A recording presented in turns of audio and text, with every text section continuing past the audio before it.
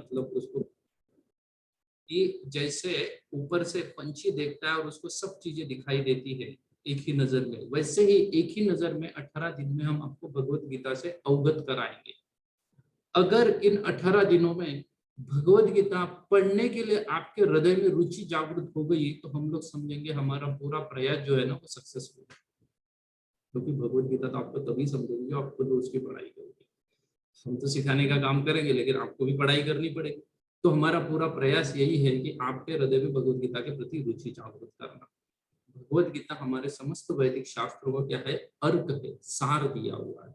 तो सार को समझना है हमें, तो सार को समझने में समय तो लगेगा ही, तुरंत से समझ में नहीं आएगा, लेकिन 18 दिन में हमारा प्रयास रहेगा कि हर चैप्टर को, हर अध्याय को ठीक तरीके से आपको समझाया जाए, ताकि आप मोटा मोटी उस अध्याय में क्या दिया होगा, इट्स लाइक नटशेल ना, बहुत बड़ा सागर है, उसको एक छोटे से मटके में भर के हम आपको देने का प्रयास कर रहे हैं। गीता एक ज्ञान का बहुत बड़ा सागर।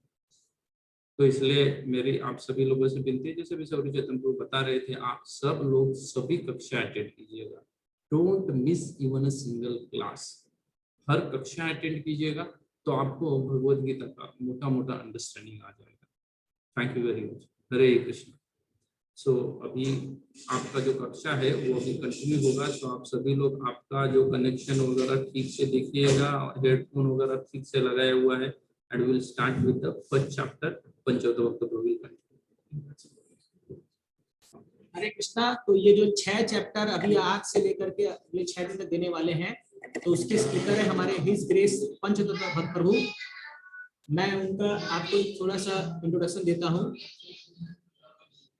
तो हिज ग्रेस पंचतत्व प्रभु, एक मिनट।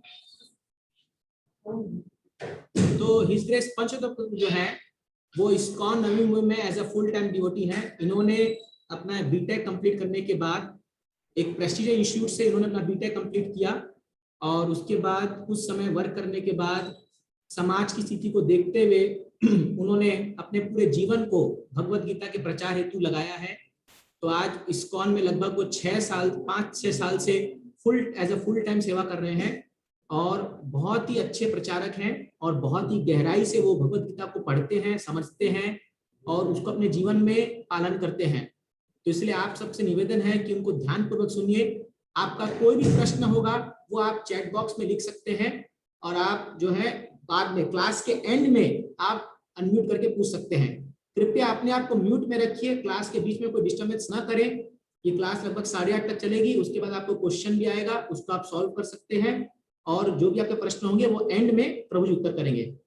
तभी मैं माइक दूंगा हिज ग्रेस पंचतत्व को, वो आपका आज से क्लास शुरू करेंगे। हरे कृष्णा।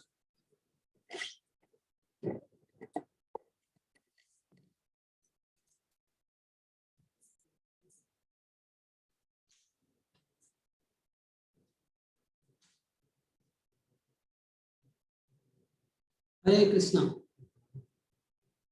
मैं आप सब लोगों को पुनः ये गीता कोर्स में फिर स्वागत करता हूँ। 18 अध्याय का जो संपूर्ण गीता का सार में हम समझाएंगे। तो मैं शॉर्ट प्रेयर करूंगा, कुछ भगवान का फिर गीता का गुणगान करूंगा, फिर हम लोग स्टार्ट करेंगे।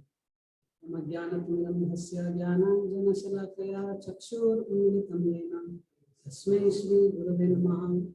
नमो विष्णुपादाय कृष्णप्रेष्ठाय भूतले श्रीमते भक्तिवेदांत स्वामी नामिने। नमस्ते सारस्वती देवे गौरवाणी प्रचारिणे निर्विशेष शून्यवादी पाश्चात्य देशतारिणे। जय श्री कृष्ण चैतन्य प्रभु नित्यानंद श्री अद्वैत गदाधर श्रीवासदि गौर भक्तवृंद। हरे कृष्णा कृष्णा कृष्णा हरे हरे, हरे राम राम राम हरे हरे।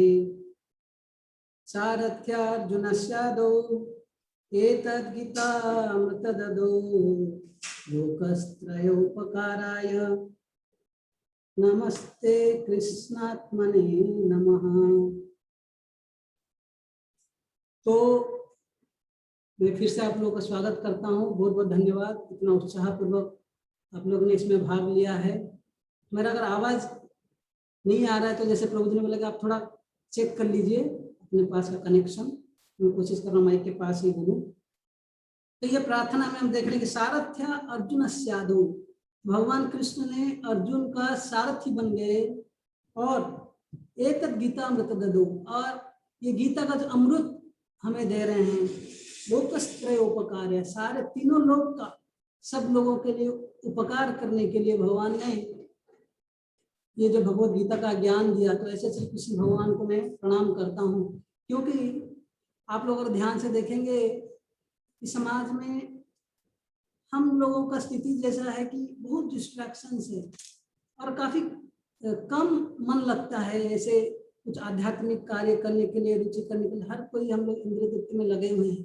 तो लोकस्त्रय उपकार है, ऐसे स्थिति में भगवान ने बड़े उपकार करके, बड़े करुणा करके, हालांकि युद्ध भूमि में अर्जुन का सारथी बने।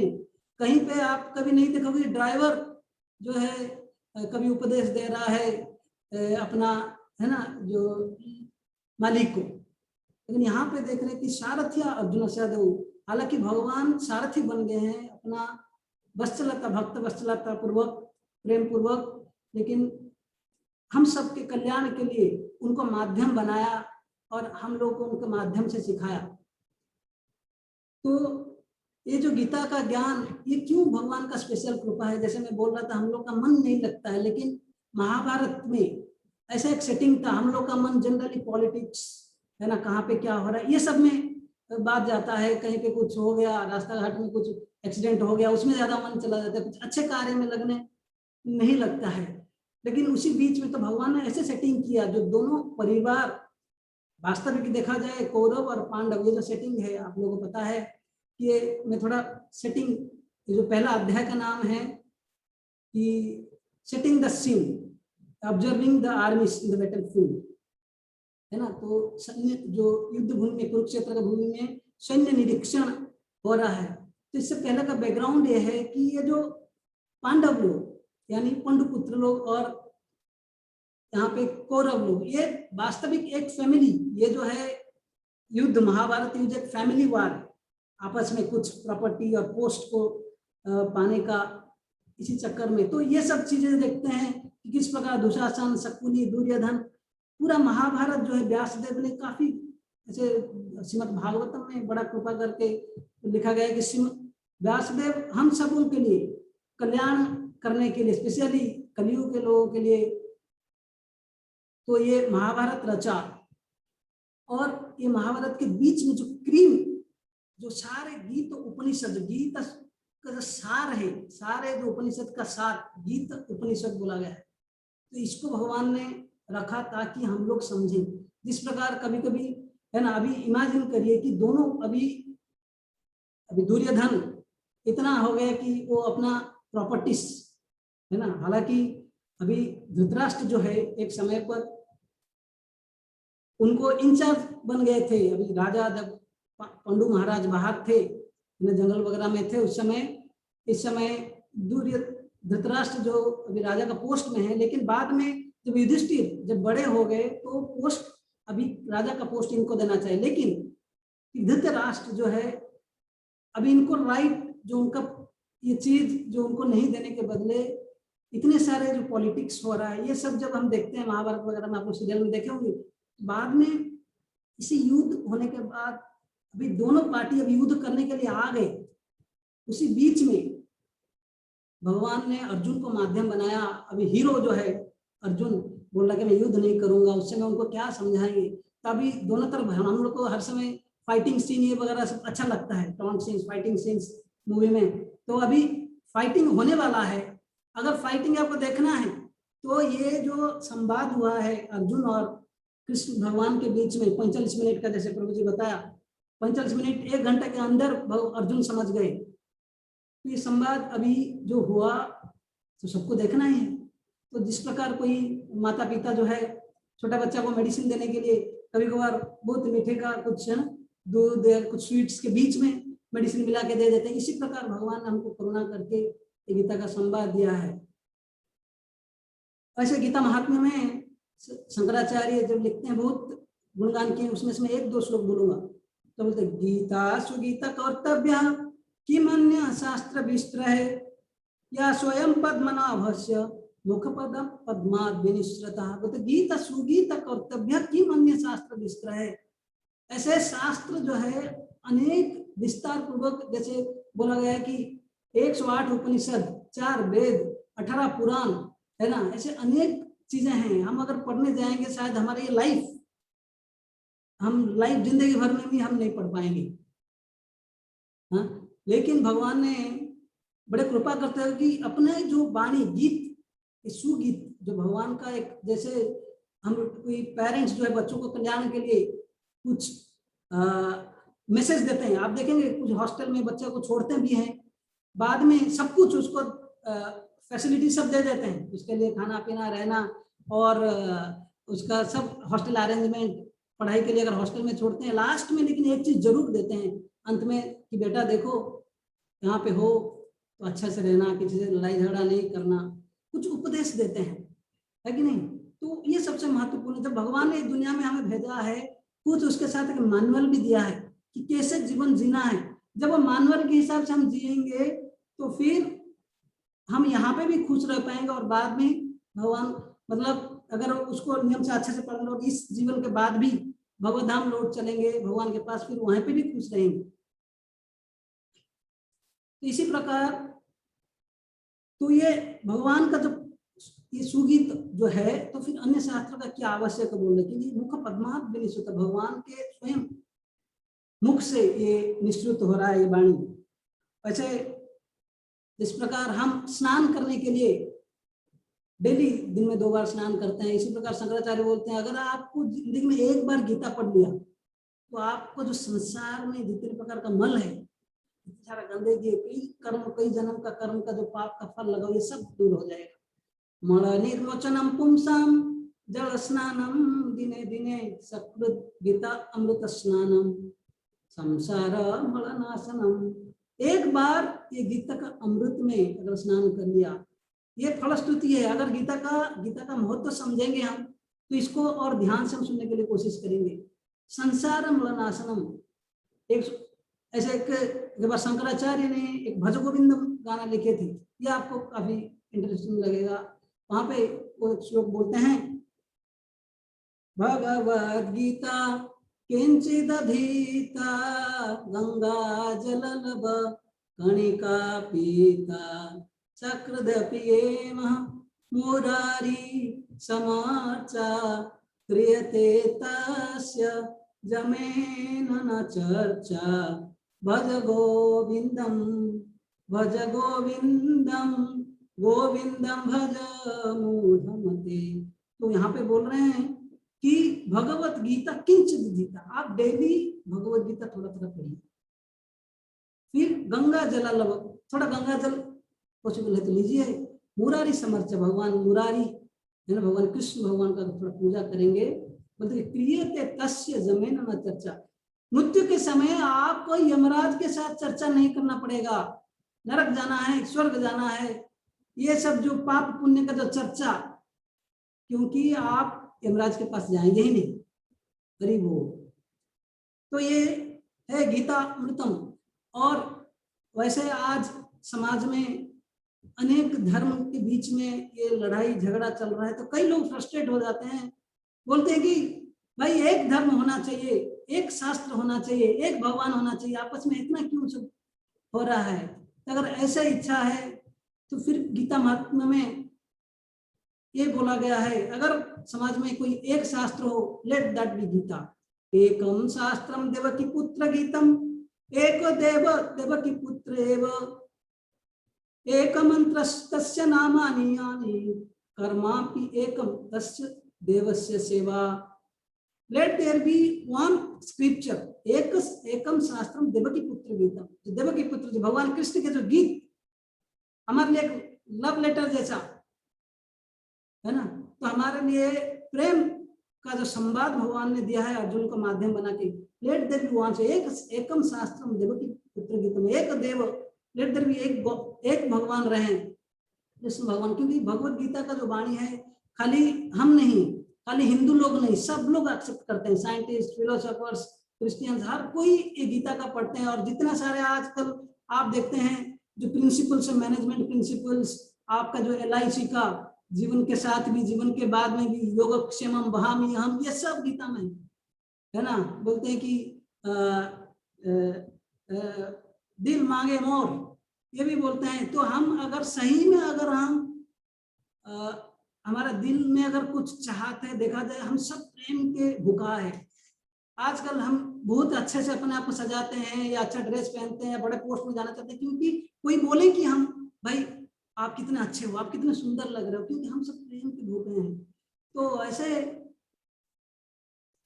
भगवत गीता में सारे प्रिंसिपल्स है कि हम वास्तविक कौन है अगर जानेंगे तो हमको ये जो सही प्रेम जो भगवान के साथ एक संबंध बढ़ा है, बोलते हैं कि मैच फॉर ईच अदर है ना। हम लोग जनरली देखते हैं कि शादी के समय है ना, मेड फॉर ईच अदर हम बोलते हैं। वास्तविक देखा जाए हम सब भगवान के लिए बने हैं। अगर ये आदेश हम सही में पालन करेंगे जैसे मानव जैसे, तो ये काफी हमें जिंदगी में मदद आएगा। और गीता में अभी हम लोग थोड़ा गीता का भी महत्व समझेंगे।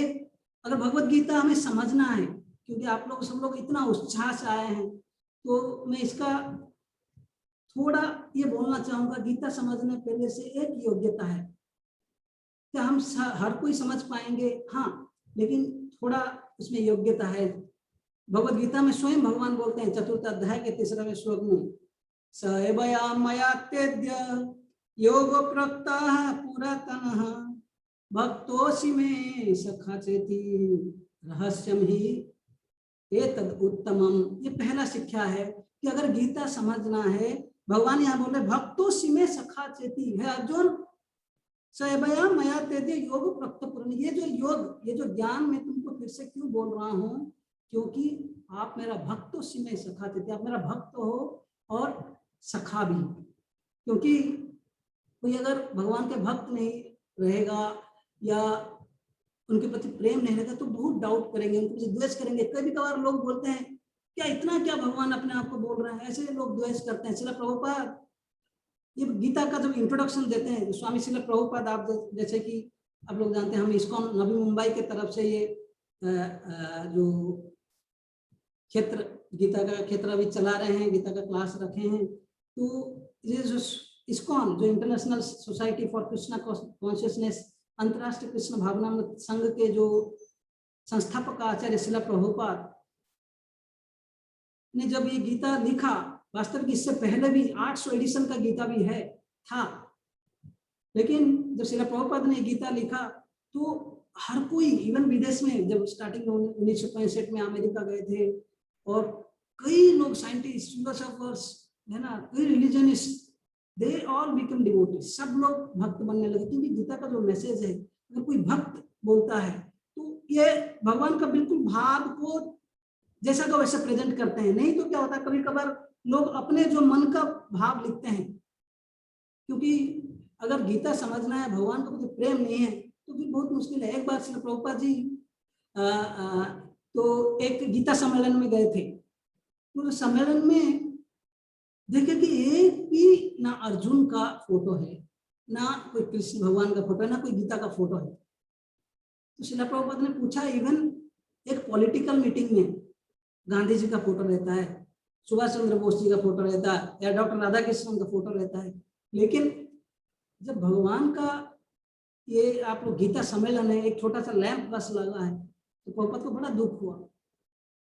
तो इसलिए भगवत गीता से समझने से पहले हमको भगवान के प्रति थोड़ा ये जो प्रेम होना चाहिए, भगवान के कृष्ण के प्रति। कम से कम प्रभुपाद लिखते हैं कि इंट्रोडक्शन में कि कम से कम थियोरिटिकली एक आदमी को भगवान कृष्ण को स्वीकार करना चाहिए, कृष्ण भगवान को भगवान जैसे स्वीकार करना। मैं एक स्टोरी बोलूंगा आप लोगों की।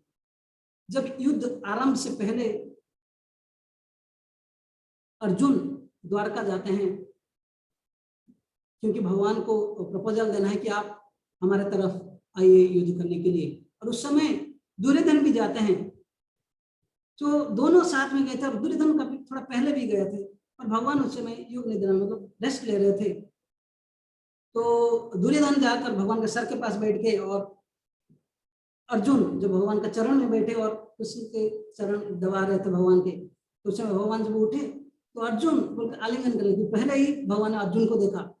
तो उस समय दुर्योधन ने भी बोला कि मैं भी आया हूँ, तो भगवान ने दुर्योधन को बोला कि तो बोले कि आप दोनों मेरा संबंधी है, तो क्या करा है। जब उस समय तो दोनों ने बोला कि आप हमारे तरफ आइए, तो उस समय कृष्ण भगवान बोलते हैं कि देखो मैं, क्योंकि आप दोनों मेरा संबंधी, मैं युद्ध नहीं करूंगा, लेकिन मेरे पास दो चीजें आप लोगों को देने के लिए। एक तरफ मेरा लाखों नारायणी सेना है, जो एक एक नारायणी सेना जो है बहुत ही शक्तिशाली है, मेरे जैसे शक्तिशाली एक एक। और दूसरा है, एक तरफ मैं रहूंगा लेकिन मैं युद्ध नहीं करूंगा, आप लोग चूज कर लो कि क्या लेना है। तो अर्जुन ने तुरंत बोला कि जब अपॉर्चुनिटी दिया गया तो अर्जुन ने, भगवान ने बोला कि अर्जुन आप पहले बोलो, लेकिन दुर्योधन ने बोला कि मैं पहला आया। लेकिन भगवान ने बोले कि देखो अर्जुन जो है तुम्हारा छोटा भाई है, तुम अर्जुन को पहले मौका दिया जाए, और मैं पहले ही अर्जुन को देखा था। तो तुरंत वहां पे अर्जुन बोलता है भगवान मुझे आप चाहिए, मुझे नारायणी सेना नहीं चाहिए। तो दुर्योधन बहुत खुश हो गया, बोला कितना मूर्ख है, मन में तो ये सोचा कि अर्जुन ये तो भगवान से युद्ध नहीं करेंगे कृष्णा, फिर इनको लेकर फायदा क्या है।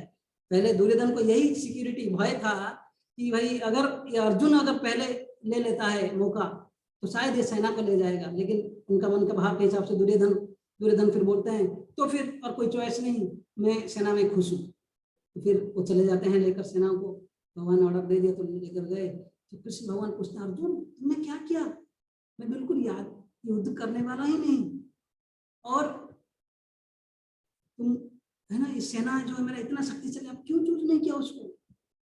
उस समय अर्जुन बोलते हैं भगवान मैं आपको जानता हूँ कि अर्जुन का इतना विश्वास था कि आप जहाँ पे है वहां पे जरूर विजय है, वहां पे नीति है, वहां पे सब कुछ है।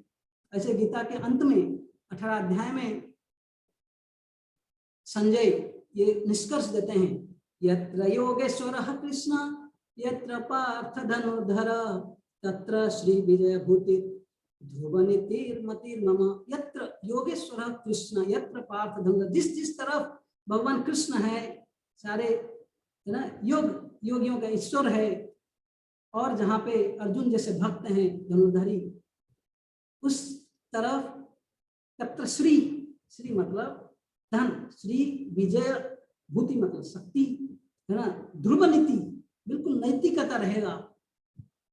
अगर आप सब ये गुण लाना चाहते हैं अपने जीवन में, सक्सेस बनना चाहते हैं, तो जरूर ये गीता को हमें स्वीकार करना चाहिए, लेकिन एक सबमिसिव, एक नम्र पूर्वक, एक विश्वास पूर्वक भगवान के ऊपर।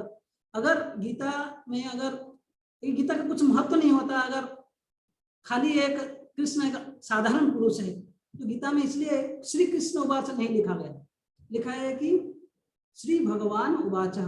ऐसे खाली अर्जुन ये नहीं बोल रहे हैं, ऐसे ब्रह्मा जी जो सृष्टि का पहला आदमी बोलते हैं ईश्वर परम कृष्ण सच्चिदानंद विग्रह अनादिर आदिर गोविंद सर्व कारण कारणम, सर्व कारण के कारण है, अनेक ईश्वर है, लेकिन भगवान कृष्ण जो परमेश्वर है, ईश्वर परम कृष्ण सच्चिदानंद विग्रह, उनका सुंदर रूप है ना, कृष्ण है ना, सच्चिदानंद रूप विग्रह अनादिर आदिर गोविंद। अभी कोई बोल सकता है अगर वो सबका आरंभ है तो उनका कारण कौन है, सर्व कारणों के कारण है, तो यही रीजन है कि उनका कारण कोई नहीं, अनादि, उनका कोई आदि नहीं है, लेकिन वो सर्व सबका आदि है, वो अनादिर आदिर गोविंद।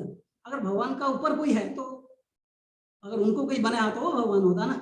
तो इसी प्रकार खाली अर्जुन ब्रह्मा जी यहाँ पे नहीं बोले, अनेक ये गीता में ही अर्जुन बोलेंगे आहुस्त्वाम ऋषय सर्वे देवर्षि नारदस्तथा, फिर बोलते हैं कि असित देवल व्यास स्वयं चैव ब्रभीषि में, आप स्वयं बोल रहे हैं, असित देवल व्यास नारद, ऐसे अनेक आचार्य बोल रहे हैं, और उनके बाद भी अनेक आचार्य जैसे शंकराचार्य, रामानुजाचार्य, इवन माधवाचार्य, लॉर्ड चैतन्य महाप्रभु, ऐसे अनेक आचार्य। तो ये पहला ज्ञान अगर हम लोग थोड़ा ध्यान से ये हम माइंड में रखें कि भगवान को अगर नम्र पूर्वक स्वीकार करें तो ये मैसेज बहुत डीप जाएगा। और अभी हम लोग तुरंत जंप करते हैं पहला अध्याय, और काफी कम समय रहा क्योंकि इंट्रोडक्शन ये समय गया। तो पहला अध्याय में हम लोग देखेंगे कि 46 श्लोक है, और पहला जो कुछ श्लोकों में 1 से 11 नंबर तक श्लोक में दिखाया गया किस प्रकार दुर्योधन का मेंटालिटी है। और फिर कुछ श्लोकों में पांडव लोग के विजय का संकेत। तीसरा में कैसे भगवान भक्त वत्सल और अर्जुन लास्ट में डाउट। तो पहला है प्रिपरेशन फॉर द वॉर, आप लोग अगर मैं देख रहा हूं तो ये रख सकते हैं preparation for the war. Second science of victory, तो जो विजय का संकेत है। तीसरा है भगवान कृष्ण जो भक्त वत्सल है। और लास्ट में अर्जुन का डाउट्स है, जैसे आप लोग सुने हैं कि अर्जुन युद्ध में पीछे हट रहे हैं। तो अगर हम लोग सब अपने जिंदगी में देखेंगे तो ये जो युद्ध हो रहा है धर्म क्षेत्रे कुरुक्षेत्रे समवेता जुजुश्चवः मामका पांडवश्चैव किम अपूर्वत संजया। तो धृतराष्ट्र यहाँ पे युद्ध भूमि में नहीं जा पाए हैं क्योंकि अंधे हैं, लेकिन संजय को व्यासदेव की कृपा से वो घर में बैठ के भी देख पा रहे हैं कि युद्ध भूमि में क्या हो रहा है। तो धृतराष्ट्र पूछ रहे हैं कि क्या हुआ, दोनों अभी आपस में आ गए हैं, समवेता जुजुश्चवः युद्ध करने की इच्छा में आ गए हैं, लेकिन मामकः पांडवाश्चैव बार बार बोले कि मेरा और पांडवा ये अलग कर रहे हैं। किम अकुर्वत संजय, क्या किए। इसमें धृतराष्ट्र का मेंटालिटी दिखाया गया है। धृतराष्ट्र एक राजा होने के नाते सब प्रजाओं को एक साथ में देखना चाहिए, ये आरंभ हो गया अभी। लेकिन धृतराष्ट्र जो है यहाँ पे बोले कि मामकः पांडवा, ये सेपरेटिस्ट मेंटालिटी, सेपरेट कर रहे हैं। पांडवाश्चैव किम अकुर्वत संजय, फिर क्या किया। इससे पता चलता कि धृतराष्ट्र ये नहीं चाहते हैं कि युद्ध नहीं हो, क्योंकि धर्म क्षेत्र ये युद्ध क्योंकि धर्म क्षेत्र में हो रहा है। धृतराष्ट्र में डर आ गया, शायद दोनों आपस में आकर लड़ने के लिए क्या किया, मतलब आश्चर्यजनक प्रश्न। आपके सुंदर सामने एक सुंदर प्लेट प्रसादम आ गया या 56 भोग का कोई आइटम्स आ गया और बोल रहे कि क्या किया उन्होंने, बड़ा आश्चर्यजनक क्वेश्चन है। हाँ, अभी अगर डर हो सकता है टेबल के नीचे कोई अगर टाइम बम रख लिया अगर प्लेट को, ना उसी बीच में कभी भी फूट सकता है, वो खाया कि नहीं खाया, तो वैसे भी हो सकता है। तो यहाँ पे देखा जाए क्योंकि दुर्योधन का मनोभाव ये है कि वो नहीं चाहते कि युद्ध में कंप्रोमाइज हो, युद्ध चलना चाहिए, युद्ध होना चाहिए, उनका इच्छा है और युद्ध में मेरा बच्चे जो जीतना चाहिए। लेकिन उनको डर है, शायद धर्म क्षेत्र होने के नाते ये जो अर्जुन पांडव पार्टी को ये सपोर्ट हो सकता है, तो शायद ये लोग साथ में आकर युद्ध नहीं करेंगे, मित्रता बना देंगे, युद्ध नहीं करेंगे। तो यहाँ पे धृतराष्ट्र के मनोभाव पता चलता है। लेकिन ऐसे हमारे वैदिक सभ्यता में देखे हर एक शब्द का अर्थ होता है। धर्म क्षेत्र, जब क्षेत्र का नाम आता है, जो क्षेत्र मतलब खेत, तो जहाँ पे खेत में कुछ बीज अनाज का कुछ लगाया जाता है तो वहाँ पे कुछ अच्छे भी मतलब जो अनाज आएंगे और साथ ही साथ घास और दूसरे जो अनावश्यक पौधे भी उग जाते हैं। तो ये क्षेत्र का अर्थ यहाँ पे ये दिखाया जा रहा है कि क्योंकि धर्म क्षेत्र है और जो सारे धर्म का जो मालिक, जो आरंभ करने वाले, जो सबके धर्म का जो क्या बोलते हैं स्वामी स्वयं भगवान है, तो फिर उसी जगह पे ये संकेत हो रहा है पहले श्लोक में कि केवल जो धार्मिक लोगों को यहाँ पे स्थापना किया जाएगा, अधर्मी लोगों को बिल्कुल जैसे कोई घास वगैरह जैसे अनावश्यक पौधों को हटा दिया जाता है वैसे उन लोगों को हटाया जाएगा। और धृत राष्ट्र का अर्थ है, में ये बहुत इंपॉर्टेंट है समझना, धृत मतलब जो बहुत आसक्त है, राष्ट्र मतलब अपना पोस्ट से, राष्ट्र से, किंगडम से अपना सीट चेयर नहीं देना चाहता है ना जिंदगी में। तो आजकल का पॉलिटिशियन भी हम ऐसे देख सकते हैं, कभी कभार जब तक मृत्यु उनको सीट से खींच के नहीं निकाला जाता है या कोई सूट नहीं करता तब तक वो छोड़ने के लिए तैयार नहीं होते हैं। तो धृतराष्ट्र ऐसा मेंटालिटी का लोग हैं। और जैसे दुर्योधन, तीसरा युधिष्ठिर, ये जो युद्ध एक तरफ दुर्योधन राजा बनने वाले दुर्योधन या युधिष्ठिर, ये दोनों के आपस में युद्ध हो रहा है। दुर्योधन ऐसे हर एक शब्द का अर्थ है, इसका अर्थ है दुर्योधन मतलब जो जीवन का युद्ध में, ये खाली जो युद्ध हो रहा है ये हमारा खाली ये अर्जुन और पांडव और कुरु के बीच में नहीं है, या युधिष्ठिर या दुर्योधन के बीच में, हमारा जीवन में भी है। और दो प्रकार के लोग हैं, एक है दुर्योधन, एक है युधिष्ठिर। दुर्योधन मतलब जो जीवन का युद्ध में हर समय हारता है, मतलब बैड वॉरियर, उतना पक्का योद्धा नहीं है, लेकिन दूसरा है युधिष्ठिर, युद्ध फिर स्थिर, जो युद्ध के बीचों में भी जो स्थिर रहता है, युद्ध के बीच में जो स्थिर रहता है वैसे युधिष्ठिर बोला जाता है। वैसे जीवन का युद्ध में जो स्थिर रहता है उसको युधिष्ठिर बोला जाता है। क्यों युधिष्ठिर हर समय स्थिर रहते? क्योंकि वो हर समय धर्म या नीति को पहले डालते थे और अपने जो सुख, इंद्रिय तृप्ति, इमीडिएट सुख, असु मतलब क्या, जो असु मतलब तुरंत, रमण मतलब तुरंत एंजॉय करना चाहता है। अभी छोटा बच्चा को 5 रुपए का चॉकलेट दोगे और एक 500 रुपए दोगे, छोटे बच्चे क्या चूज करेंगे? 5 रुपए, सॉरी जो 5 रुपए का चॉकलेट। लेकिन कोई बड़ा आदमी क्या चूज करेगा? 500 रुपए, क्योंकि उसके पीछे 100 चॉकलेट है कि नहीं।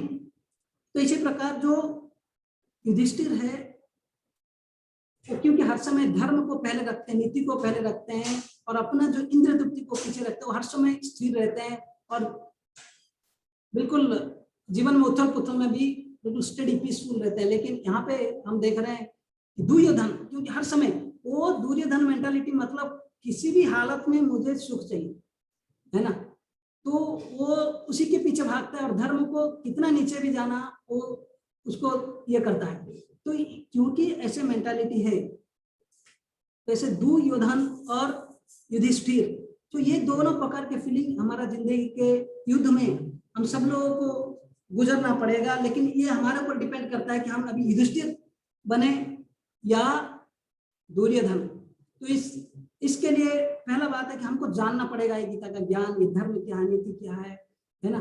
तो उसको जानेंगे, जब हम जीवन में उतारेंगे तब जाकर हम जीवन के उथल पुथल में, ऐसे बोला गया कि ये युद्ध जो है, कई बार हमारा मन और इंद्रिया में, अपने शरीर और मन के कारण कई युद्ध होता है, कई अपने जो पड़ोसी है ना, जीवात्माओं, ऐसे उन्हीं के जो रिलेशन प्रॉब्लम से, इस सब से, और कभी कभार जो दैविक, तो इसी में युद्ध होता है। लेकिन उसी बीच में भी कह सकते रहे ये ज्ञान है। कभी हम लोग ये देखें कि किस प्रकार अगर कोई धृतराष्ट्र जैसे मेंटालिटी हो, बिल्कुल आसक्त हो अपने सुख के पीछे, अपने राष्ट्र, तो उसको दुर्योधन मेंटालिटी का लोग मिलेंगे और उसका मनोभाव रहेगा और वो हर समय डरा रहेगा, क्या होगा क्या नहीं, बहुत पॉलिटिकल टाइप का उसका बातें रहेगा। क्योंकि जैसे ही तो उनको अभी दुर्योधन को अभी युधिष्ठिर को, सॉरी धृतराष्ट्र को खुश कराने के लिए संजय बोलते हैं कि हे धृतराष्ट्र, आप डरिए मत, अभी जो आपका बेटा जो है ना दुर्योधन, युद्ध में कंप्रोमाइज नहीं कर रहा है, कंप्रोमाइज नहीं कर रहा। अभी गया द्रोणाचार्य, तो उनके पास जाकर बोलते हैं कि बहुत पॉलिटिकल माइंड पे दुर्योधन जो है ये बोल रहा है कि देखिए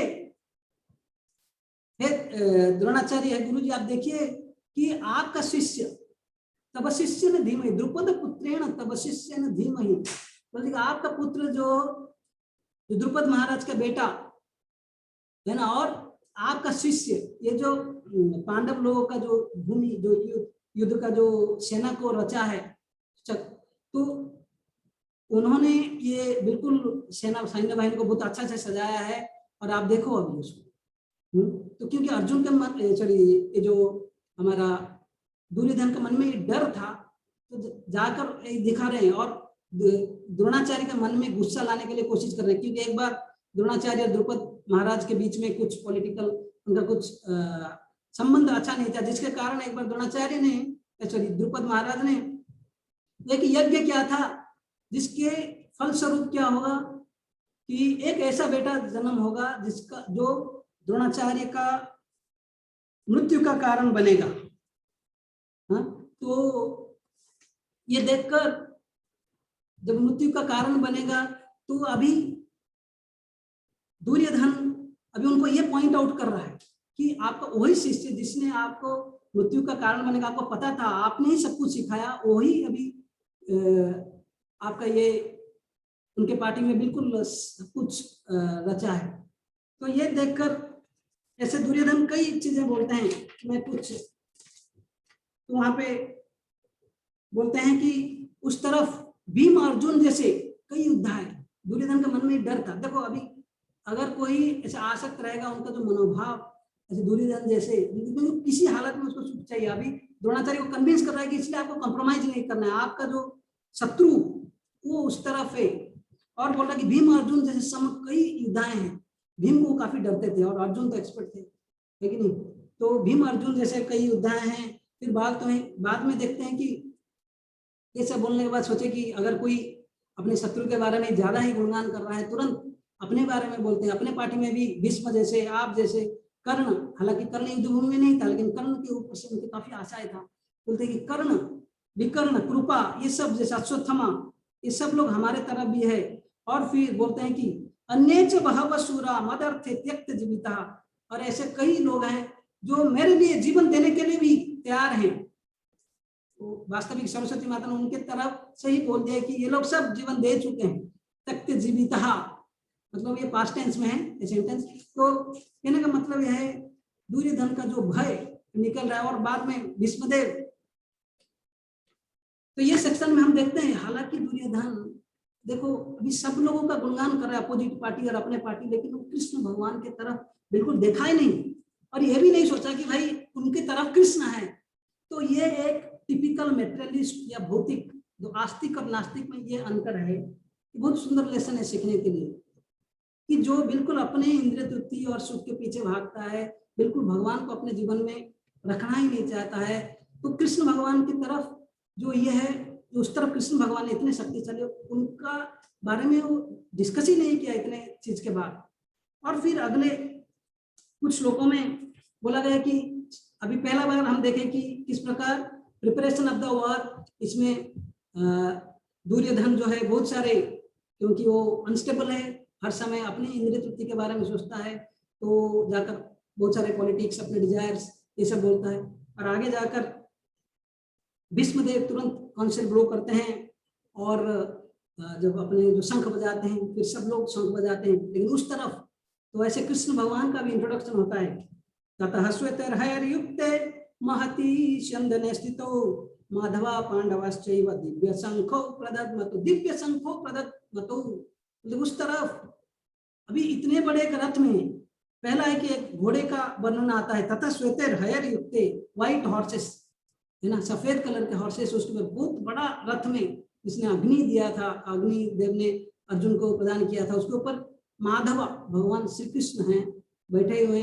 क्योंकि माधव है तो श्री जरूर लक्ष्मी है और सौभाग्य जरूर है, तो ये सब जो संकेत है। और भगवान ने शंख बजाया, तो ये कल्चर था पहले जमाने में, हर एक चीज का एक अर्थ होता था, हर एक शंख का भी नाम होता था, ये वैदिक कल्चर था। एटिकेट्स भी ऐसा था, व्यवहार भी ऐसा था कि युद्ध के बाद में, दिन में युद्ध होता था, शाम हो गया युद्ध बंद, और शाम को ये सब लोग आपस में भी मिल सकते थे।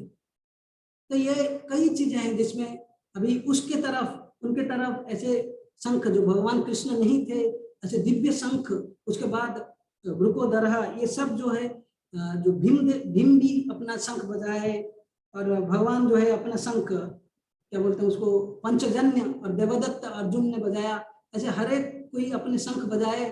और ये सुनकर वर्णन है कि सघोष धृतराष्ट्राणाम हृदयानि विदारयेत् नभश्च पृथ्वीं च चैव तुमुलो अभ्युन्नादयान।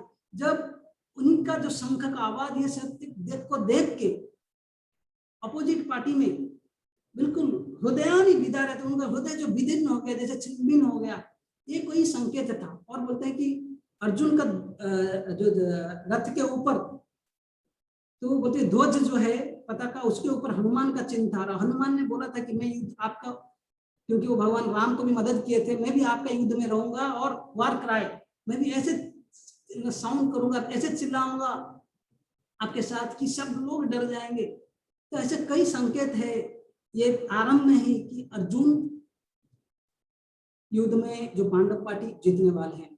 क्या क्या संकेत है कि अपोजिट एक तरफ भगवान कृष्ण है, और क्योंकि भगवान कृष्ण है तो जरूर सौभाग्य है, लक्ष्मी जी हैं, और जैसे मैं बोला कि हनुमान भी है, ऐसे उनका जो ये सारथी जो रथ मिला था, ये भी अग्नि देव के द्वारा दिया गया था कि चारों तरफ ये जीतने वाला है।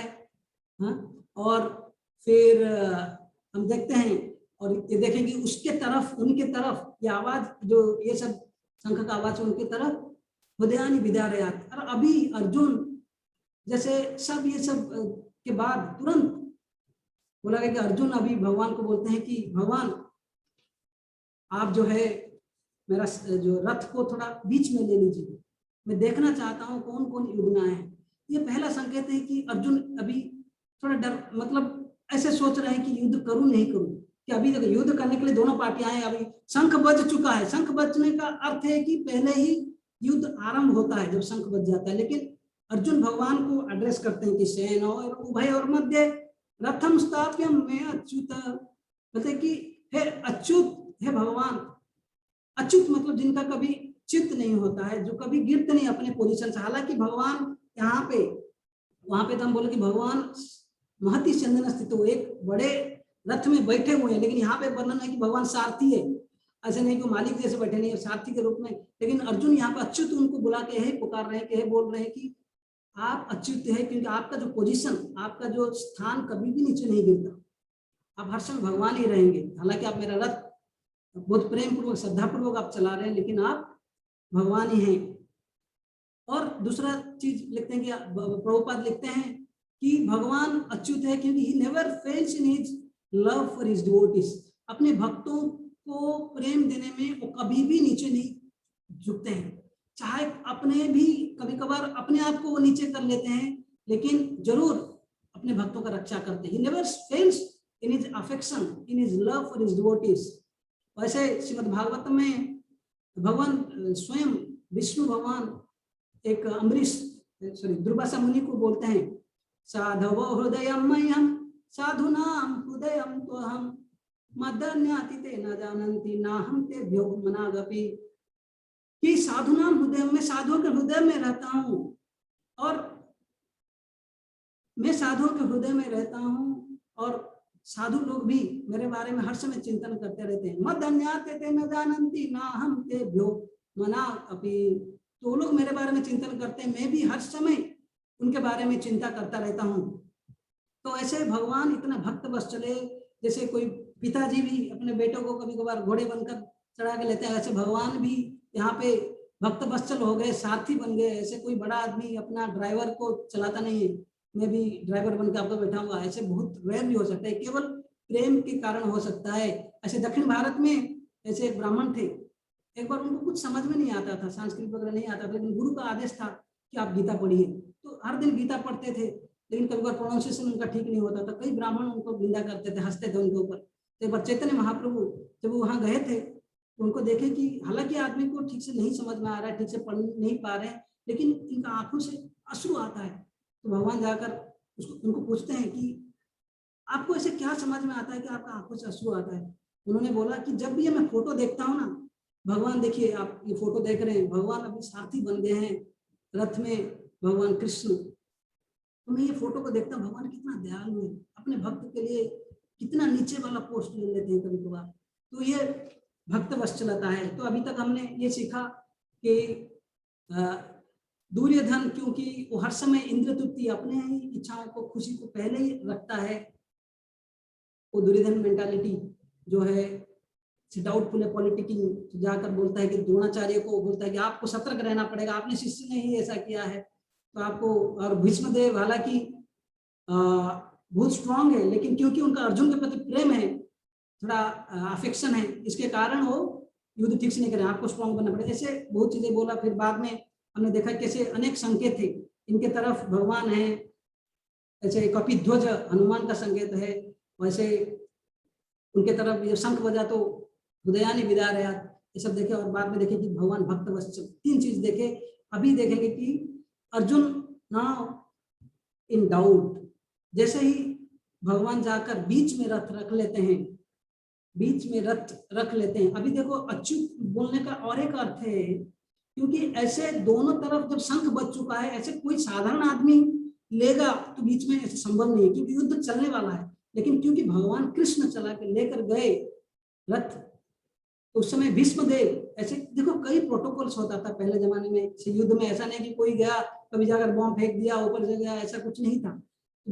जब तक कोई लीडर कमांडर उस पार्टी का जब तक तीर नहीं चलाता है तब तक युद्ध नहीं होगा। भीष्मदेव क्योंकि मना किया था, जब भगवान कृष्ण ने जब आरंभ के रथ चला के बीच में लेते हैं तो भीष्मदेव वहां पे रुक जाते हैं, तो युद्ध नहीं होता है। तो लेकिन जो भक्त वत्सल जो भगवान रथ लेकर जाते हैं, क्योंकि वो जानते हैं अर्जुन का क्या दुर्बलता है, तो लेकर एग्जैक्टली भीष्मदेव और द्रोणाचार्य के सामने ही रखते हैं।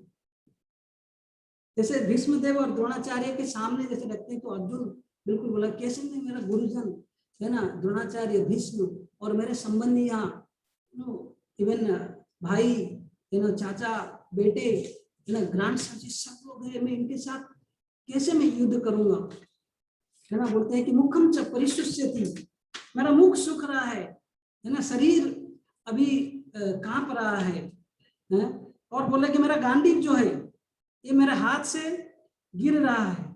चिदंती मम गात्राणि मुखम च परिशुष्यति गांडीवम श्रमसते हस्तात् त्वाक, ये जो गांडीव जो मेरा धनुष ये भी मेरा हाथ से गिर रहा है। तो ऐसे बोला गया है कि ये जो धनुष है हमारा दृढ़ता है, भगवान का भक्ति करना है या कुछ नियम पालन करना है, कुछ नीति पालन करना है, लेकिन जब हम अपने ही पहले की खुद देखकर पहले कोशिश किया, बाद में वो बहुत सारे चीजें स्पेकुलेट करेंगे, पहले प्रत्यक्ष जो देखा उसको विश्वास किया और फिर बाद में बोलेंगे ऐसा हो जाएगा ऐसा हो जाएगा, अभी बोलेंगे अनुमान। लेकिन जो शब्द से वियोग रहता है, जो भगवान के जोग में रहते हैं एक आदमी खुश रहता है, लेकिन भगवान से वियोग जो हो जाता है वो दुखी रहता है। हालांकि भगवान के साथ थे अर्जुन, क्योंकि लेकिन मत के दृष्टि से अभी भगवान चाहते थे कि युद्ध हो, लेकिन अर्जुन चाहते हैं कि भगवान जानते थे कि अर्जुन में ये दुर्बलता है, वास्तविक अर्जुन को भगवान माध्यम बनाएंगे हम लोग को सिखाने के लिए। तो अर्जुन अपने डाउट्स बोलते हैं, है ना। ये जो मैं बोला कि पहला डाउट जो है कंपैशन, बड़े दयापूर्वक है ना, विचिदंतम इदम वाक्यम, बोलते हैं कि बड़े शोक में आ गए, बोलते हैं कि मेरा मुख सूख रहा है, बॉडी जो है शरीर बिल्कुल कांप रहा है, गांडी मेरा हाथ से गिर रहा है ना। प्रभुपाद जी लिखते हैं कि अर्जुन जैसे भक्त, केवल उनका हार्ट ऐसे सॉफ्ट हार्टेड है, इतना कोमल हृदय वाले हैं, केवल ऐसे देखिए आप कितना कितना अधर्म किए हैं ये पांडव लोग, आप देख सकते हैं अपोजिट पार्टी में, सॉरी कौरव लोग, उनके प्रॉपर्टीज को लूटने के लिए कोशिश किया, उनका स्त्री को वस्त्रहरण करने के लिए कोशिश किया, उनको आग जो लक्षाग्रह में उनको जलाने के लिए कोशिश किया, भीम को पॉइजन दिया। ये सारे के बावजूद भी अर्जुन चाहते हैं युद्ध नहीं करूंगा, मेरा संबंधिया है, ये सोच रहे थे कि मेरा ये सब संबंधिया है, ये सब शरीर है, उनको कैसे मारूं। लेकिन उनको पता नहीं था कि जब ये कंपैशन दया कभी कभार ये वायलेंस जो ये आवश्यक है, कभी कभार हम बोलते हैं अहिंसा, है ना, लेकिन हिंसा का धर्म एस्टेब्लिश करने के लिए भगवान चाहते थे हिंसा चाहिए। जैसे कभी कभार आपका अगर हाथ, अगर एक अंगूठी कुछ बिल्कुल कुछ गलत सेल्स आ गया, कुछ बीमारी हो गया, ऐसे अगर ये अंगूठी को काटा नहीं जाए, डॉक्टर बोल रहा है कि अंगूठी अगर नहीं काटोगे आपका शरीर बिल्कुल इसके कारण प्रभावित हो जाएगा, आप मर जाओगे, तो आपको इधर अंगूठी काटो या आपका बिल्कुल शरीर को उड़ाना पड़ेगा, अब नहीं तो कुछ समय में बिल्कुल स्प्रेड हो जाएगा, तो उस समय अंगूठी काटना पड़ता है। जिस प्रकार अंगूठी काट के शरीर के अच्छाई के लिए, इसी प्रकार समाज में कुछ अधर्मी लोगों को अगर वायलेंट किया जाए, उनके प्रति उनको शासन किया जाए, तो समाज का कल्याण होगा, भगवान वो दिखाना चाहते थे। और दूसरा है कि जब अधर्मी लोगों को शासन होगा, क्योंकि राजा जो होते थे नर देवता मतलब जो नर, जो लोगों को बीच में देव जैसे भगवान जैसे हैं, लोगों का कल्याण चाहते हैं। अगर ये आदमी कोई पापी आदमी को ऐसे दंड नहीं दिया जाए तो आगे क्या होगा, उसको कर्म का फल मिलेगा और बड़ा कष्ट होगा, मतलब आगे आने दूसरे जन्म में, और ये जन्म में अगर उसको दंड नहीं दिया जाए और पाप करेगा। और दूसरा है कि साधारण लोगों को लेसन नहीं मिलेगा, सीख नहीं मिलेगा कि भाई दंड नहीं दिया जा रहा है, कोई गलत कार्य कर रहा है तो राजा के ऊपर भरोसा जाएगा, लेकिन दंड दिया जाएगा सब लोग भी सतर्क होंगे। तो इसलिए भगवान बोल रहे कि अगर ऐसे अधर्मी दुर्योधन ये लोग अगर रहेंगे आगे क्या होगा, आप सोचिए।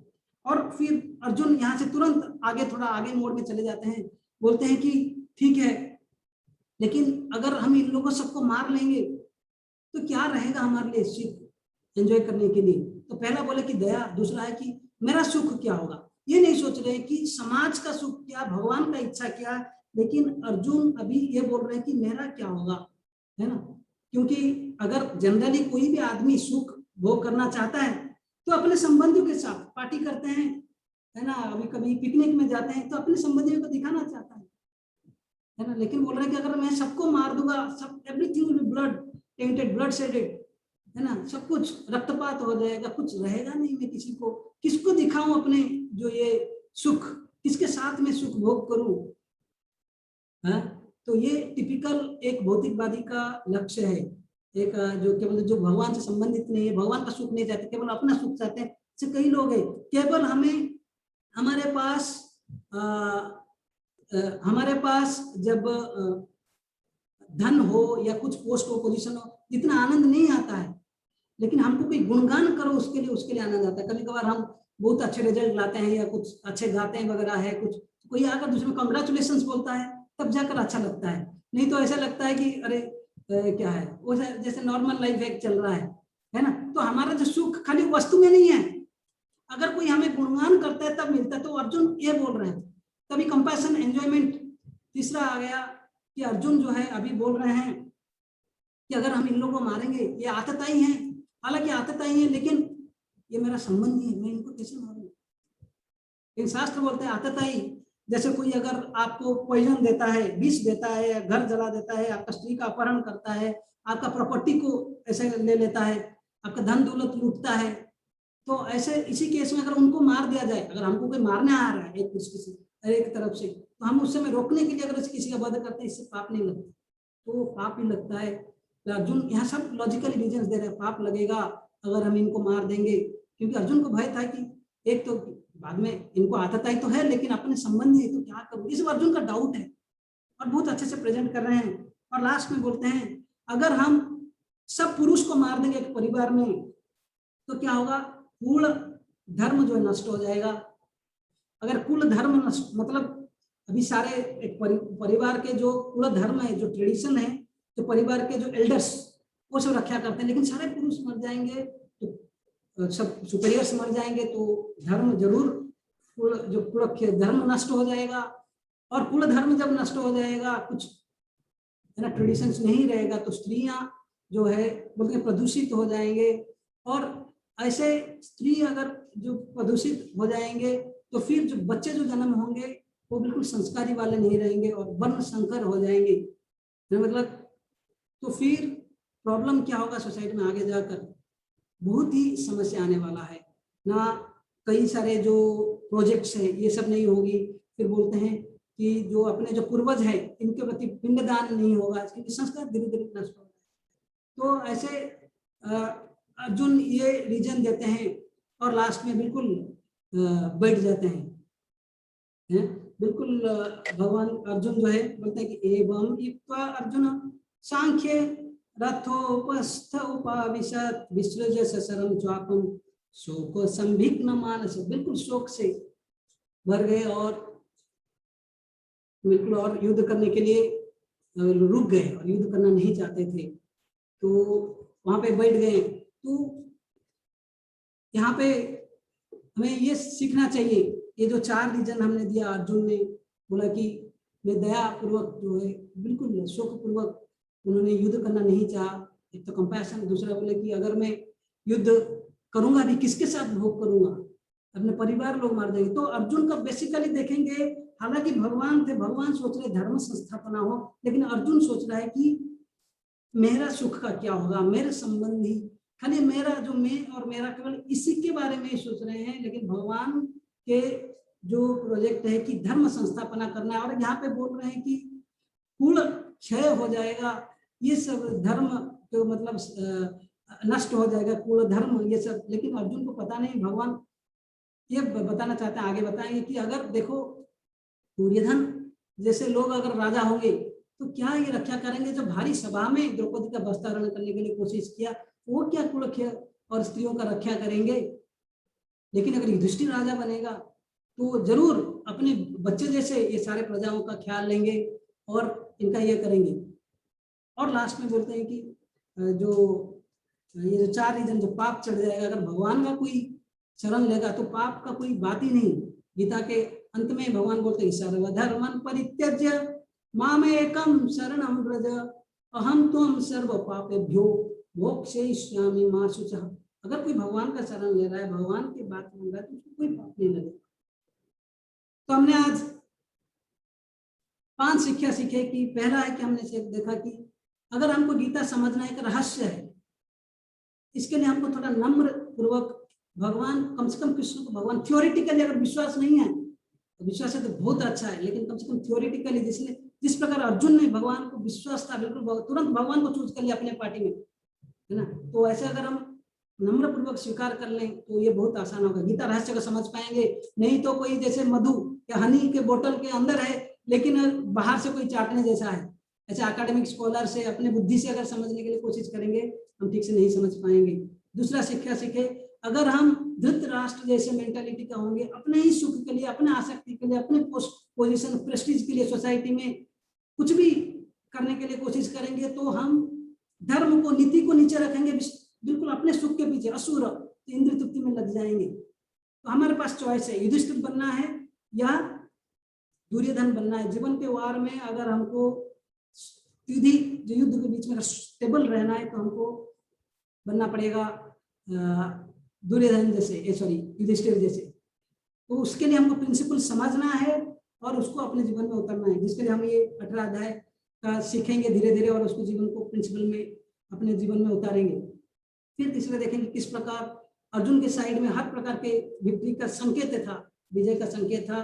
फिर बाद में देखे भगवान भक्त वत्सल होने के नाते अर्जुन को जानते थे कि अर्जुन बोल रहा है, और आपको बिलीव नहीं होगा युद्ध भूमि में अगर इस तरफ जाओ उस तरफ जाओ तो ऐसे बोलने से नहीं होता है, लात मारना पड़ता है। लेफ्ट में उनका सिंबल होता है, लेफ्ट में लात मारेंगे तो उस तरफ जाएंगे, राइट में लात मारेंगे उस तरफ जाएंगे। भगवान ये सब किक ले रहे थे भक्त वत्सल, और भक्त वत्सल होने के नाते उन्होंने अर्जुन को ऐसे द्रोणाचार्य और भीष्मदेव के सामने रखा जो कि वो फिर उनका जो सारे प्रॉब्लम्स निकाले। फिर उन्होंने, अर्जुन ने बिल्कुल अपने डाउट्स रखा कि मैं युद्ध नहीं क्यों करना नहीं चाहता हूँ। हरे कृष्णा। तो कोई प्रश्न है तो आप लोग